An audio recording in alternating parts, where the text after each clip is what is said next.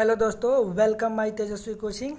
चलिए आप लोगों को हम बता दें कि पार्ट 2 लेकर आए हैं।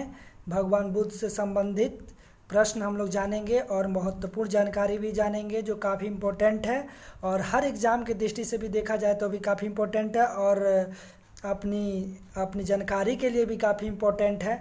तो चलिए हम पार्ट 2 के बारे में भगवान बुद्ध से संबंधित क्वेश्चन देखते हैं। यदि आप पार्ट 1 देखना चाहते हैं, विस्तृत जानकारी भी हम देखना चाहते हैं, तो आप हमारे प्लेलिस्ट में जाकर बौद्ध धर्म के से संबंधित सारे प्रश्न और जीवनी संबंधित प्रश्न देख सकते हैं। चलिए हम लोग स्टार्ट करते हैं।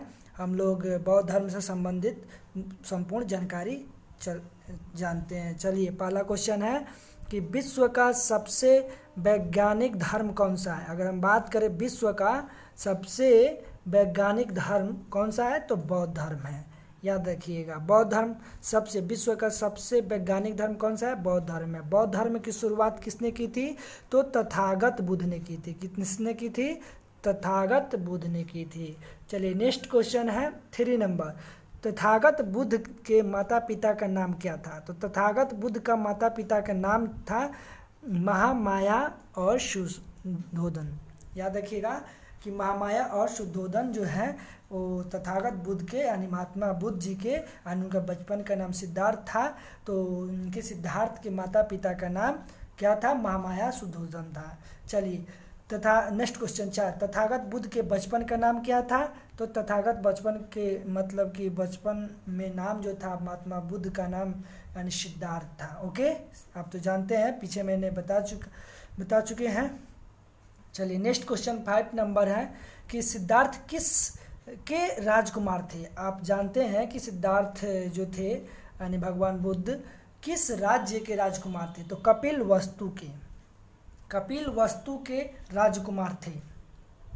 सिद्धार्थ किस वंश से संबंधित थे। अब याद करिए कि सिद्धार्थ किस वंश से संबंधित है तो शाक्य वंश। किस वंश से, और शाक्य वंश। तो याद रखिएगा कि शाक्य वंश जो है क्षत्रिय वंश से आते हैं। ओके, चलिए नेक्स्ट क्वेश्चन जो तथागत बुद्ध का जन्म कब हुआ था तो 563 ईस्वी में उनका जन्म हुआ था। 563 ईसा पूर्व मैंने याद रखिए कि ईस्वी पूर्व माने ईसा पूर्व माने भगवान ईसा मसीह के जन्म के पूर्व को हम लोग मानते हैं ईसा पूर्व। ओके, तो इसलिए भगवान बुद्ध का जो जन्म हुआ था वह ईसा पूर्व यानी 563 ईस्वी पूर्व में हुआ था। ओके, राजकुमार सिद्धार्थ का विवाह किससे हुआ था तो राजकुमार सिद्धार्थ का जो विवाह हुआ था यशोधरा से हुआ था और उनकी धर्म पत्नी थी यशोधरा।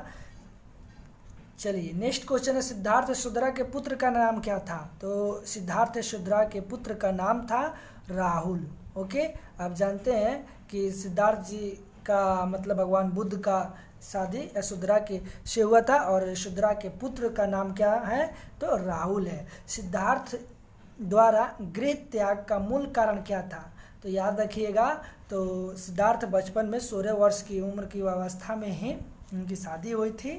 ठीक है, और उनका मूल कारण क्या था, गृह छोड़ने का क्या कारण था तो वह था कि शाक्य कोलिया ठीक है निषाद वंश के बीच युद्ध को टालना।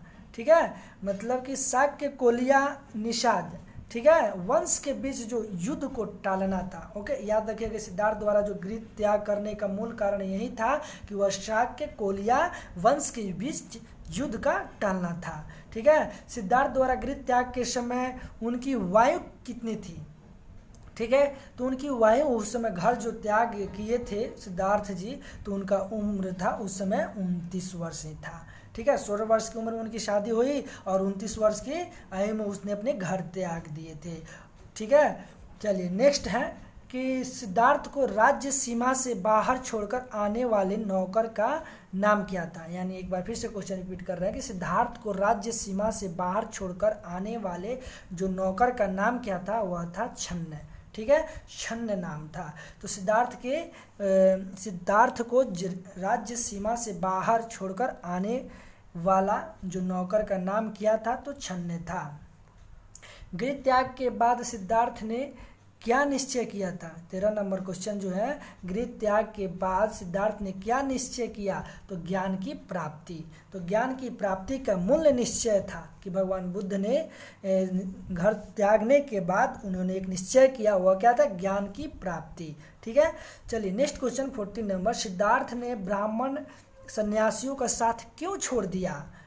चलिए इसके बारे में हम लोग जानते हैं कि सिद्धार्थ ने ब्राह्मण सन्यासियों का साथ क्यों छोड़ दिया, तो क्योंकि उनका ज्ञान अपूर्ण काल्पनिक पर था। यानी याद रखिएगा, जितने भी ब्राह्मण के उस समय जो ज्ञान था उनका अपूर्ण काल्पनिक था। ओके, काल्पनिक नहीं था, वो अपूर्ण काल्पनिक था। ठीक है ना, इसलिए ब्राह्मण जो मतलब सन्यासियों का साथ छोड़ दिए। Okay, next question 50 number, Siddharth द्वारा शरीर को अत्यधिक कष्ट का क्या कारण परिणाम निकला? आप फिर से क्वेश्चन रिपीट कर रहे हैं कि सिद्धार्थ द्वारा शरीर को अत्यधिक कष्ट का क्या परिणाम निकला?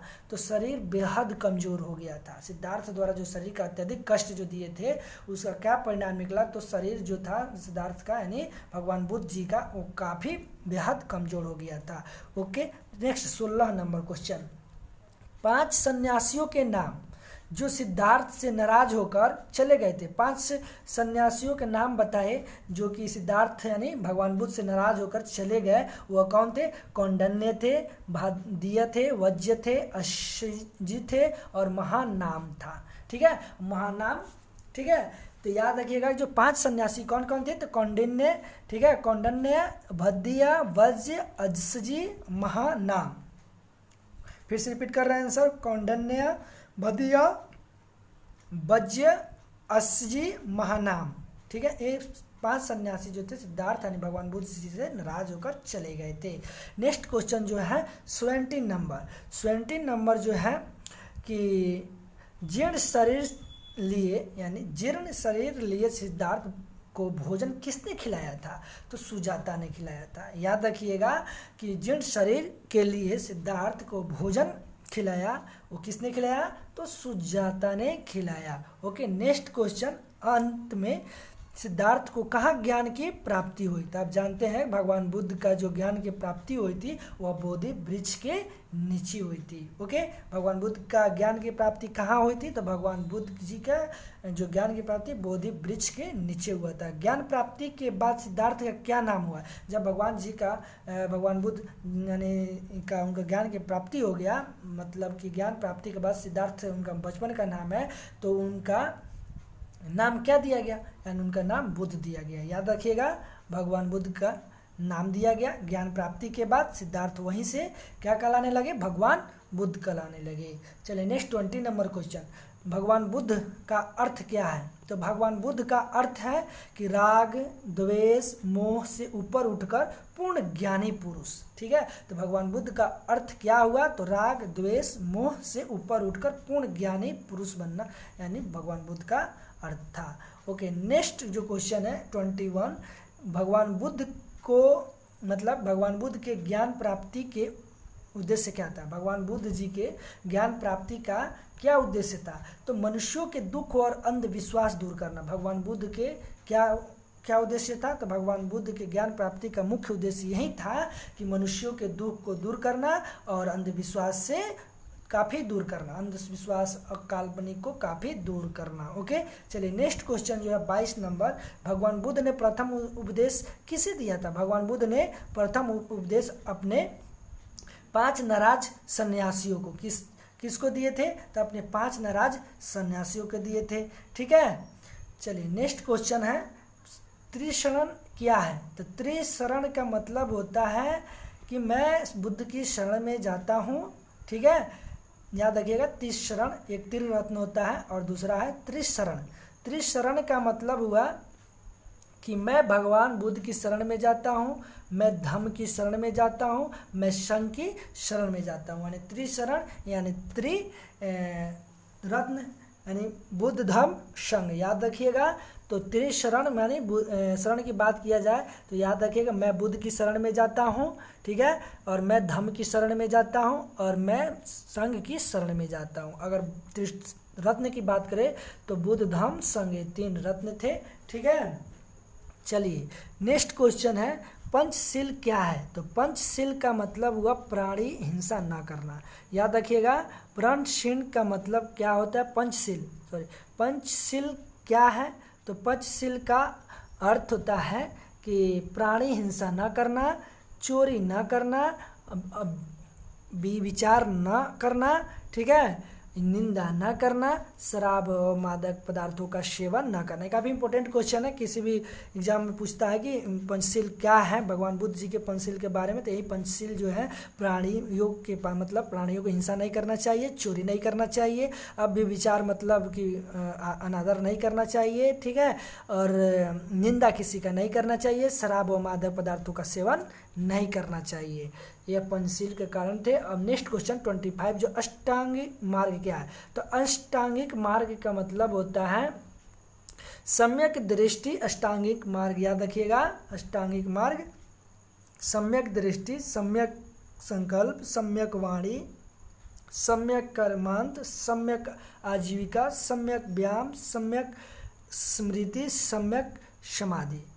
ओके, याद रखिएगा। फिर से रिपीट करा रहे हैं कि अष्टांगिक मार्ग क्या है? तो सम्यक दृष्टि है, सम्यक संकल्प है, सम्यक वाणी है, सम्यक कर्मांत है, सम्यक आजीविका है, सम्यक व्यायाम है, सम्यक स्मृति है, सम्यक समाधि है। नेक्स्ट क्वेश्चन अगर हम बात करें 26, मगध के किस सम्राट ने बुद्ध के स्वीकार किया था? तो भगवान बुद्ध के सम्राट जो थे, भगवान बुद्ध मगध के किस सम्राट ने, मगध के किस सम्राट, याद रखिएगा कि मगध के किस सम्राट ने भगवान बुद्ध को धम्म का स्वीकार किया था? तो वह थे बिंबिसार। याद रखिएगा, मगध के सम्राट यानी बिंबिसार जो थे बुद्ध के धम्म का स्वीकार किए थे। 3 रत्नों में से एक धम्म है, उसी में से भगवान बुद्ध जी के धम्म को स्वीकार किया, ठीक है, मगध के सम्राट यानी बिंबिसार ने। भिक्षुणी, नेक्स्ट क्वेश्चन 27, भिक्षुणी संघ की प्रथम सदस्य कौन थी?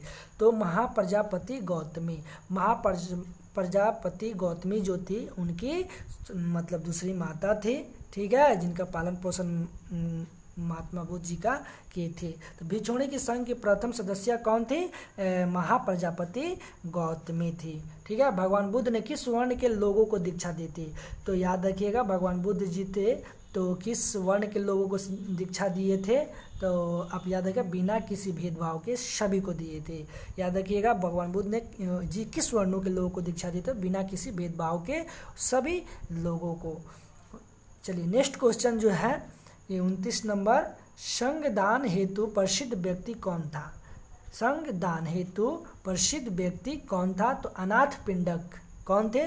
तो अनाथ पिंडक। संघदान याद रखिएगा, प्रसिद्ध व्यक्ति कौन था? संघदान हेतु प्रसिद्ध व्यक्ति वही था जो अनाथ पिंडक था। ओके, याद रखिएगा। पारलौकिक तथ्यों पर बुद्ध के विचार क्या थे? तो पारलौकिक तथ्यों पर भगवान बुद्ध जी के जो विचार थे, आत्मा, परमात्मा, स्वर्ग, नरक को नहीं मानना, ठीक है। यानी पारलौकिक तथ्यों पर बुद्ध जी का जो विचार था वह क्या था कि आत्मा और परमात्मा और स्वर्ग और नरक को नहीं मानते थे, वह विश्वास नहीं करते थे। आत्मा और परमात्मा क्या होता है, स्वर्ग नरक क्या होता है, इसके बारे में वो नहीं विचार नहीं करते थे। भगवान बुद्ध का यह विचार नहीं थे, इसलिए वो कहे कि परलौकिक तत्वों पर भगवान बुद्ध को क्या विचार नहीं थे। तो यही था कि भगवान बुद्ध जी के परमात्मा, आत्मा और स्वर्ग नरक पर कोई नहीं मानते थे। नेक्स्ट 31 जो क्वेश्चन है, भगवान बुद्ध का महापरिनिर्वाण किस वायु में हुआ था? तो आप याद रखिएगा, भगवान बुद्ध जी का पूर्ण मतलब महापरिनिर्वाण की जो किस आयु में हुआ था? तो वह था 80 वर्ष की आयु में। 80 वर्ष की आयु में महापरिनिर्वाण किस संस्थान पर हुआ था? महापरिनिर्वाण किस संस्थान पर हुआ था? तो कुशीनगर। याद रखिएगा, महापरिनिर्वाण किस स्थान पर हुआ था? तो कुशीनगर, यानी उत्तर प्रदेश के देवरिया में पड़ता है कुशीनगर, ठीक है, जहाँ महापरिनिर्वाण किस स्थान पर हुआ था? तो कुशीनगर पर। याद रखिएगा, वेरी इंपॉर्टेंट क्वेश्चन है। भगवान बुद्ध का सर्वाधिक प्रसार किस सम्राट काल में हुआ था? आप याद रखिएगा कि भगवान बुद्ध जी का जो सर्वाधिक प्रसार सम्राट काल में हुआ था, किस सम्राट के? तो अशोक सम्राट जो थे, अशोक महान के काल में हुआ था, ठीक है। तो अशोक सम्राट के काल में हुआ था जब भगवान बुद्ध जी का सर्वाधिक मतलब प्रचार सबसे ज़्यादा अशोक सम्राट के काल में हुआ था। चलिए नेक्स्ट जो है, कलिंगम युद्ध के बाद किस ने अशोक को तलवार फेंकने पर मजबूर किया? याद रखिएगा कि कलिंगन युद्ध के बाद अशोक को तलवार फेंकने पर जो मजबूर किया था वह बौद्ध भिक्षु उपगुप्त ने। ठीक है, तो कलिंगम युद्ध के बाद किसने अशोक को तलवार फेंकने पर मजबूर किया था? मतलब सम्राट अशोक जो थे उनके हाथों से अपने मजबूरी मतलब कि तलवार फेंकने से मजबूर कर दिए थे। ठीक है, वह किसने किया था? तो बौद्ध भिक्षु उपगुप्त ने किया था। याद रखिएगा, बौद्ध भिक्षु उपगुप्त ने किया था। चलिए नेक्स्ट क्वेश्चन 35। अशोक ने अपने पुत्र पुत्री को किस देश में धर्म प्रचार प्रसार हेतु भेजा था? तब याद रखिएगा श्रीलंका। ये वेरी इंपॉर्टेंट क्वेश्चन है। तो अशोक ने अपने पुत्र पुत्री को किस धर्म प्रचार प्रसार हेतु भेजा था? तो श्रीलंका में भेजा था। ठीक है, भारत विश्व गुरु कब कहलाता था? भारत विश्व गुरु कब कहलाता था? मौर्य काल में कहलाता था। ठीक है, भारत विश्व गुरु कब कहलाता है? मौर्य काल में कहलाता है। भारत विश्व गुरु कब कहलाता है? तो मौर्य काल में कहलाता है। विश्व प्रसिद्ध नालंदा विश्वविद्यालयों में शिक्षक कौन थे? तो बौद्ध भिक्षु थे। बौद्ध भिक्षु के कारण ये सम्राट अशोक जो थे अपनी तलवार फेंकने पर मजबूर हो गए थे। तो याद रखिएगा, प्रसिद्ध जो विश्व प्रसिद्ध नालंदा विश्वविद्यालय में जो शिक्षक कौन थे? तो वहीं बौद्ध भिक्षु थे। उस समय जो विश्व के प्रसिद्ध नालंदा विश्वविद्यालय में शिक्षक बौद्ध भिक्षु ही थे। ठीक है, चलिए नेक्स्ट क्वेश्चन जो है कहता है कि अंत दीपो भव का अर्थ क्या है? अंत दीपो भव, अंत दीपो भवो का अर्थ क्या है? तो अपना दीपक स्वयं बनो। याद रखिएगा कि अंतः दीपो भव, अंत दीपो भव का अर्थ होता है कि अपना दीपक स्वयं बनो। ओके, नेक्स्ट क्वेश्चन जो है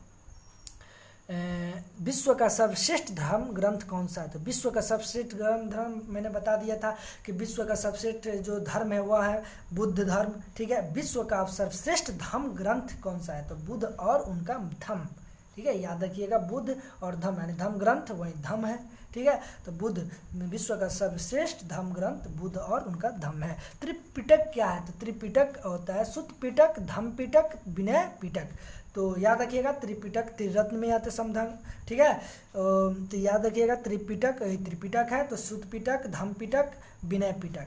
वेरी इंपॉर्टेंट क्वेश्चन है जो सुत्त पिटक, धम्म पिटक और विनय पिटक। एक तो आपका धम्म पिटक से धर्म विश्व का धर्म है, उससे आप रिलेटेड याद रखिएगा सुत्त पिटक। ठीक है, तो सुत्त पिटक याद रखिएगा। नेक्स्ट क्वेश्चन जो है वेदों को मारुति मरुभूमि समान बंजर किसने कहा? वेदों को मरुभूमि बंजर किसने कहा था? तो तथागत गौतम बुद्ध ने कहा था। याद रखिएगा, तथागत गौतम बुद्ध ने कहा था। वेदों की मरुभूमि का सम्मान बंजर किसने कहा था? याद रखिएगा, फिर से रिपीट कर रहे हैं, वेदों का मरुभूमि सम्मान तथागत गौतम बुद्ध ने। ठीक है, किसने कहा था? तथागत गौतम बुद्ध ने वेदों को मरुभूमि समान बंजर कहा था। ओके, नेक्स्ट क्वेश्चन जो है सर्वाधिक प्राचीन मूर्तियां किसकी मिली? तो सबसे अधिक याद रखिएगा कि सर्वाधिक प्राचीन मूर्तियां जो भगवान बुद्ध की मिली थी। ठीक है, सर्वाधिक प्राचीन अवशेष किस धर्म से संबंधित हो? तो बौद्ध धर्म से। यानी सबसे इंपॉर्टेंट जो थे हर धर्म में, तो यानी बौद्ध धर्म ही सबसे सर्वाधिक प्राचीन भी थे मूर्तियों में और अवशेषों में भी। याद रखिएगा, सर्वाधिक प्राचीन मूर्तियां किसकी थी? तो भगवान बुद्ध की थी। और सर्वाधिक प्राचीन अवशेष किस धर्म से संबंधित है? बौद्ध धर्म से संबंधित थी। बौद्ध धर्म।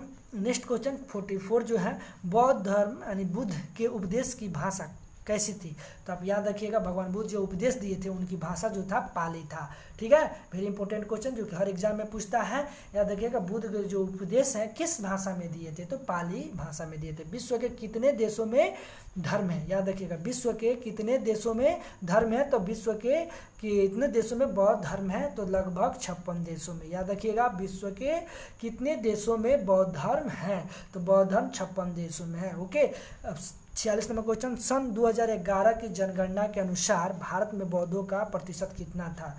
जब 2011 में जनगणना हुआ था तो भारत में बौद्धों का जो प्रतिशत था वह कितना था? तो 0.07%। कितना था? 0.07% ही मात्र भारत में बौद्धों का प्रतिशत था। ओके, चलिए नेक्स्ट क्वेश्चन जो है कि 47 नंबर, हाल ही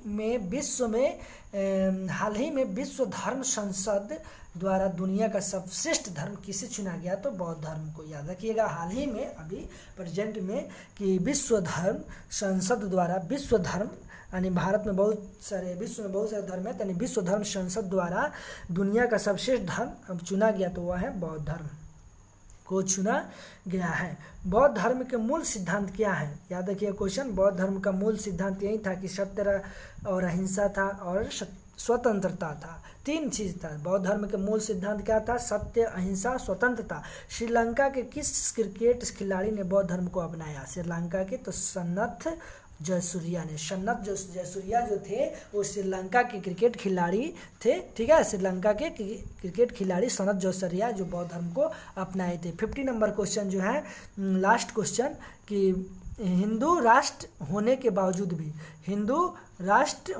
बावजूद भी किस देश में बौद्धों की जनसंख्या तेजी से बढ़ रही थी? तो याद रखिएगा कि सबसे ज़्यादा तेजी से बढ़े तो वह है नेपाल। याद रखिएगा कि एक बार क्वेश्चन फिर से रिपीट कर रहे हैं कि हिंदू राष्ट्र होने के बावजूद किस देश में बौद्धों की जनसंख्या तेजी से बढ़ रही है? तो वह देश है नेपाल देश। कौन सा वह देश है? तो नेपाल का वह देश है। ओके, तो याद रखिएगा कि हिंदू राष्ट्र होने के बावजूद भी किस देश में बौद्ध की जनसंख्या सबसे तेजी से बढ़ रही है? तो वह देश है नेपाल देश। Okay, thank you. चलिए नेक्स्ट वीडियो आप मतलब कि आप देखना चाहते हैं तो आप हमारे प्लेलिस्ट में जाकर बौद्ध से संबंधित बहुत सारे आप क्वेश्चन देख सकते हैं जो काफ़ी इम्पोर्टेंट है और विस्तृत 50-50 क्वेश्चन इम्पोर्टेंट है। ये हर एग्जाम में इसमें VVI क्वेश्चन है, ये हर एग्जाम में पूछता ही है, ठीक है। इसी 50 में से जरूर 5-6 क्वेश्चन रहता ही है। Okay, thank you.